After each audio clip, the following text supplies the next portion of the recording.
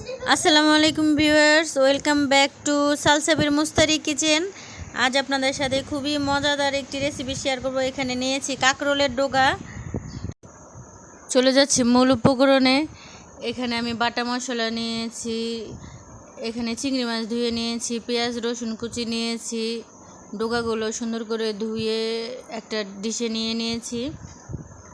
তো এখানে আমি একটা ঝিঙ্গা দিয়েছিলাম, একটা আলু দিয়েছিলাম। এখন আমি একটা কড়াইতে খাঁটি সরিষার তেল দিয়ে পেঁয়াজ ভেজে নিয়েছি। এখন শুটকিগুলো দিয়ে দিচ্ছি। শুটকিগুলো তেলে একটু হালকা লাল লাল করে ভেজে নিব, তাহলে শুটকির গন্ধটা থাকে না।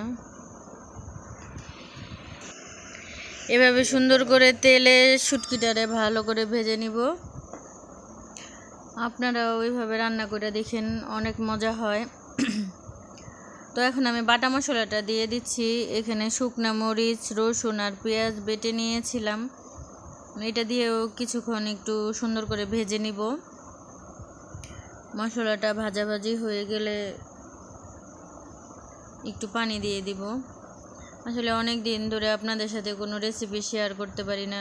দুইটা মেয়েরই অসুখ, এর জন্য মনটাও বেশি ভালো নাই। তো আজকে মনে হলো যে না, একটু আপনাদের সাথে শেয়ার করি। এই রান্নাটা তো একটু অন্যরকম, এর জন্য। তো এখন আমি পানি দিয়ে দিয়েছি। দেখুন, এখন আমি আস্তে আস্তে গুঁড়া মশলা অ্যাড করব। এখানে 1 চা চামচ ধনিয়ার গুঁড়ো দিয়ে দিয়েছি, 1/2 চা চামচ হলুদের গুঁড়ো দিব। ভিউয়ার্স, এখানে আমি 1 চা চামচ লবণ দিয়েছি, লবণ স্কিপ হয়ে গেছে। তো এখন মশলাটাকে ভালো করে কষিয়ে নেব। এখন এখানে দিয়ে দিচ্ছি সেই কাঁকরোলের ডুগাগুলো, ঝিঙ্গার। তো এগুলো ভালো করে কষিয়ে নিব, কষিয়ে ঢাকনা দিয়ে ঢেকে দিব।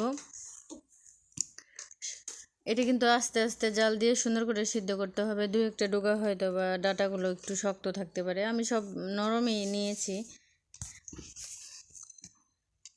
তো ঢেকে দিলাম কিছুক্ষণের জন্য, আবার একটু নাড়াচাড়া করতেছি। দেখুন, খড়ির চুলায় রান্না করতেছি, আবার ঢেকে দিলাম। এভাবে ভালো করে সিদ্ধ করে নেবেন সুন্দর করে। অল্প করে পানি দিবেন, পানি বেশি দিলে কিন্তু আবার মজা লাগবে না। এই তরকারিটা একটু শুকনা শুকনা হলে অনেক মজা হয়, পেট ভরে ভাত খাওয়া যায়। দেখুন, আমি একটু পানি দিয়ে দিয়েছি, এখন ঢেকে দিব।